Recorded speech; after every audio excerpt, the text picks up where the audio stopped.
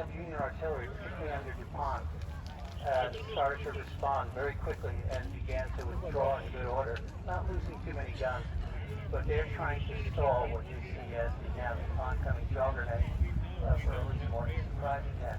Now, could those guns out there hit those other guns across the field, the Confederate guns? You bet they can. That's certainly within range. Quick factoid, the DuPont family, when they came to America, originally wanted to locate in the Carolinas, but instead they located in Wilmington, Delaware, because there was a large community of French Huguenots. Can you imagine? And by the way, the DuPont became one of the largest supplier of gunpowder for the Union effort. Can you imagine if the South had had that facility to manufacture gunpowder? Things could have went entirely differently. By my good friends, they didn't bring any gunpowder with them now. You know? Yeah. Welcome. Thank you. Oh, that's great. Thank you.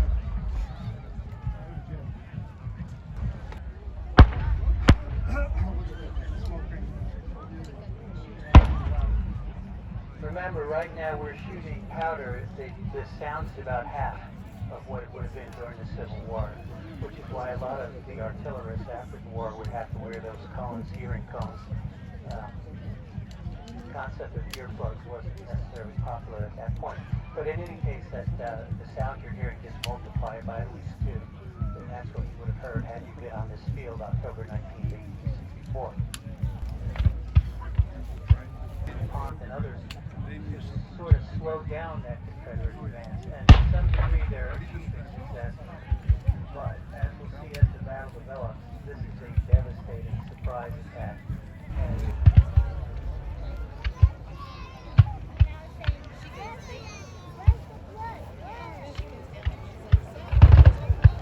Okay, what you're witnessing is the result of that first attack, wave of attack by the Confederates. Those Union soldiers are not running towards the battle. It's about 5 a.m. The 1st Division of Union 8th Corps, that's who we're seeing, under the command of Joseph Thorburn, is hammered and then shattered by General Kershaw's surprise assault. By the way, Colonel Thorburn is going to be killed right about now trying to rally his men. Within a relatively short time, the entire 8th Corps is going to collapse under the pressure of Early's assault.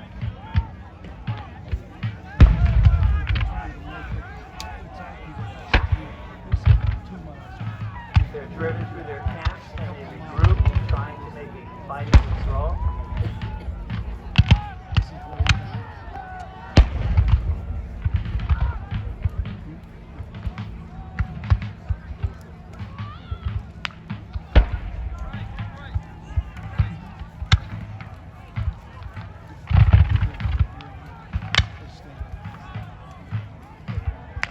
It's about 5:45 a.m. Ramseur leads his assault on the Union 8th Corps, as I mentioned, including our friend DuPont. General Gordon's Confederate troops, which hit the Union left flank. That's the flank closest to you, those guys marching away right now. Within that group of soldiers marching away is Rutherford B. Hayes, the future president of the United States, is being driven back off the field by this Confederate assault. Also at this point, the 300-man Confederate cavalry, led by Colonel William H. King, the Ross's division hits Belle Grove, hoping to kidnap General Sheridan, and they find an empty hall because Sheridan is 18 miles north of Winchester. Now you see those stubborn Union troops? Look at that. It's amazing how close they get. And that's what it looked like, ladies. What they broke down is hand-to-hand fighting going on.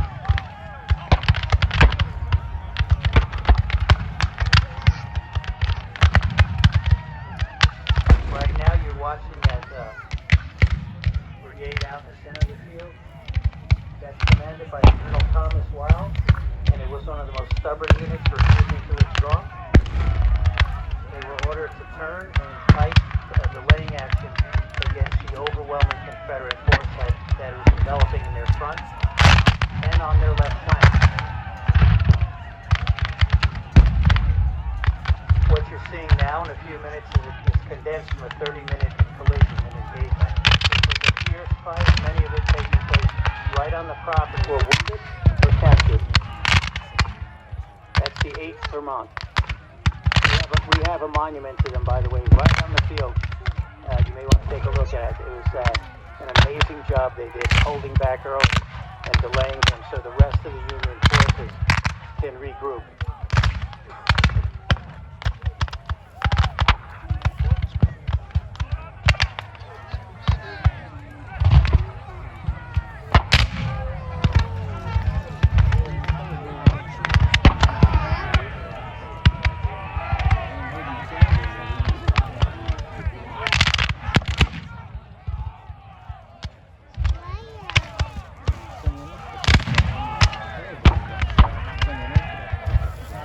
Now these fierce actions that you're seeing in front of you delayed early sufficiently that the Union were able to withdraw their wagons in fairly good order to avoid capture by Early's troops.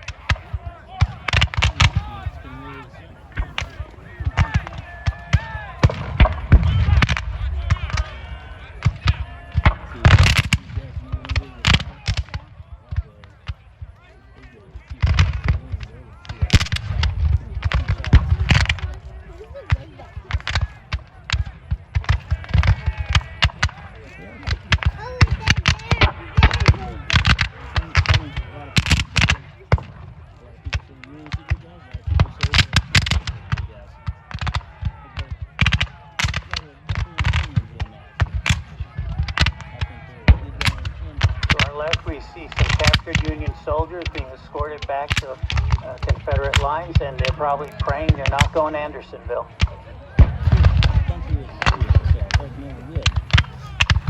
Keep in mind that the Union also had a New York prisoner of war camp at Elmira, and the Confederates called it Elmira. In the course of its operation, over 2,000 Confederate soldiers died there. Andersonville kind of was worse than that. Over 10,000 Union prisoners died at the Andersonville facility in Georgia. You do not want to get captured.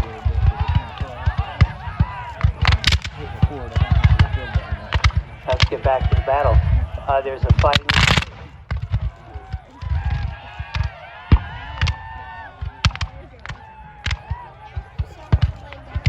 It's about 7 in the morning. The battle's been raging for over 2 hours. Out in front of us, there are 3 divisions of the 6th Corps, and they are able to establish a line and further stall the Confederate advance.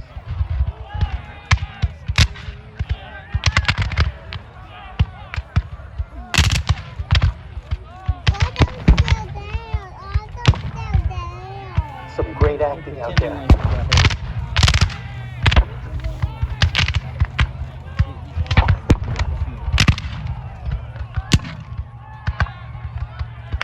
Now it's about 7:30 a.m. What you're seeing actually happened on the ground right in front of you. This portion of the battle that we're presenting now.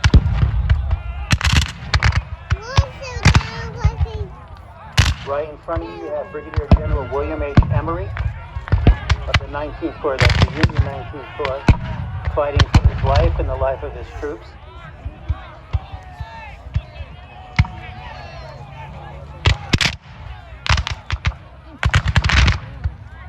Fighting along with that ragged troop out in the distance. That would be Brigadier General George Crook's 8th Corps. Remember him? He's the one who said nothing was going to happen today. And they are fighting to establish a ragged battle line. And again, by time, they're not going to stop early, juggernaut race, but they're buying time so that behind them there can be a reorganization, and as we'll see how that works tomorrow.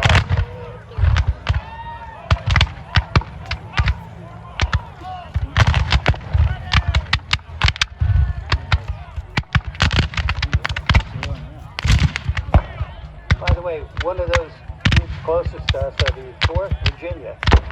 And why did I point them out? Because there's a man in there who is going to be honored later by his granddaughter, who is Mary Tyler Moore. Her grandfather fought in Actually, it was a great-grandfather fought in the 4th Virginia.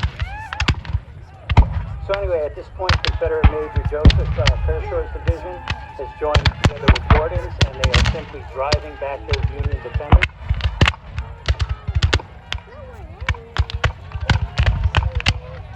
But again, those Union boys are stalling for time, and they're paying a heavy price, a very heavy price.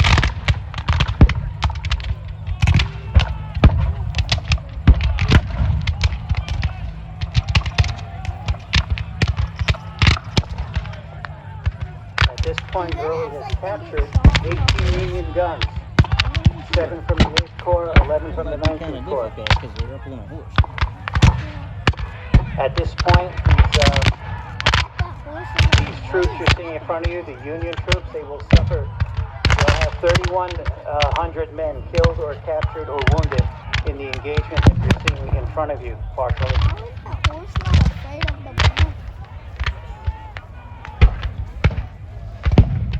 Now, why is the Confederate advance starting to look like it might be slowing a little bit?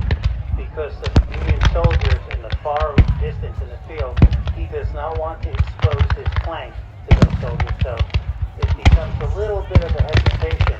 A lot of historians say that was an oversight on his part.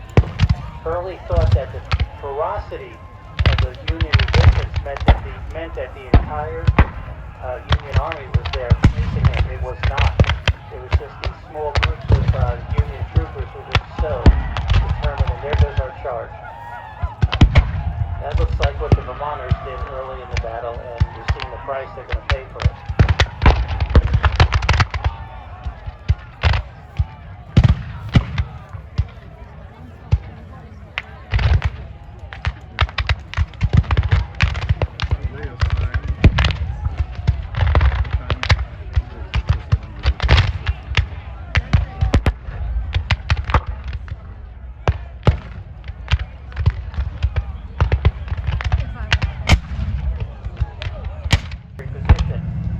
So hard, he stops and he trains all of his artillery to blow those guys off the position. He will eventually succeed, but it's going to cost him a massive amount of time and energy to do that.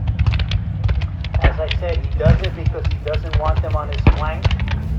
He also thinks he's fighting a larger portion of the Union Army than he really is because of the ferocity of their resistance. So there go the cannons aimed at the cemetery position.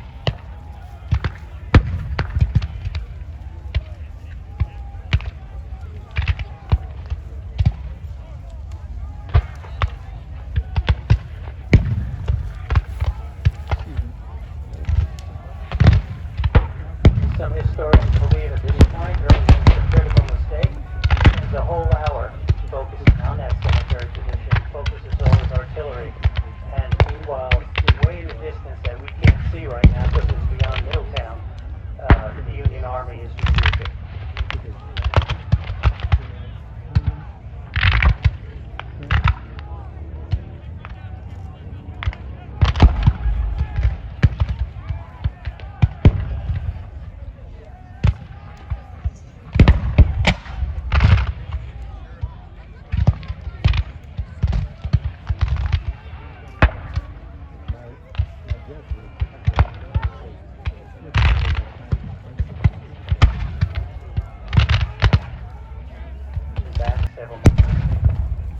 In a fighting retreat, and Early is going to begin to establish a battle line. Closest to us is Warden, and Kershaw's in the center.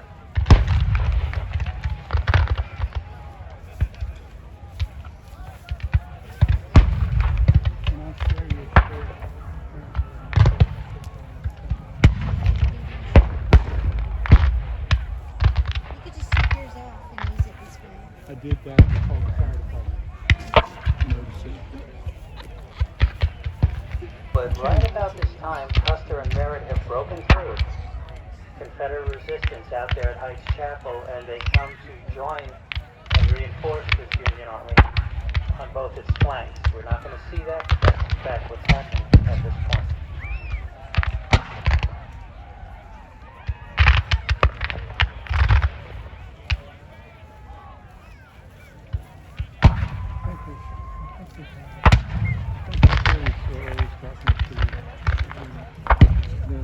Yeah. He said the first vehicle sometime that he brought in. Yeah. But he was unsure as to whether or not Gordon was able to union with his defense. This is one of the tragedies of history where both sides were American.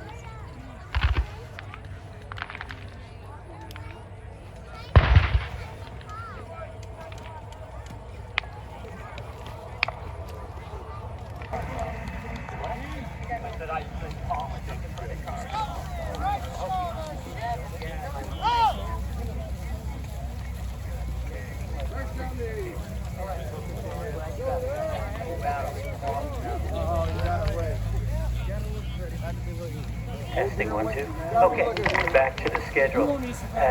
Very shortly, we are going to have the Clash of Cavalry. It'll be a demonstration of cavalry prowess, as well as I'll tie it into Heights Chapel, which I mentioned earlier. At 4 o'clock, Voices of the Civil War, 10 Perspectives of Cedar Creek. And we're going to have that. You know, we have a lot of famous Confederates and Union played a Confederate soldier for us one year. The great actor Richard Dreyfuss. It was quite a pleasure for those two. However, No hankies, but they probably do.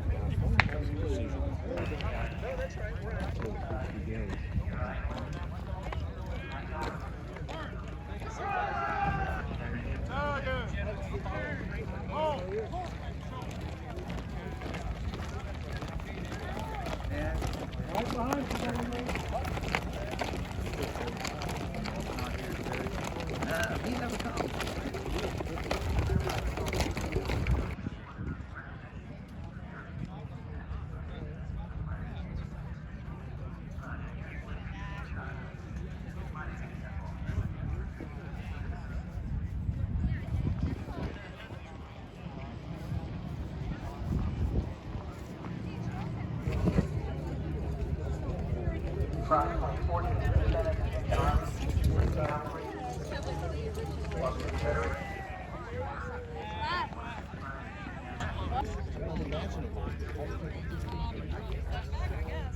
Try to keep a hold of all rounds at all times.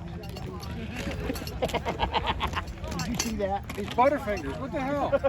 You're gonna blow us all up. Yeah.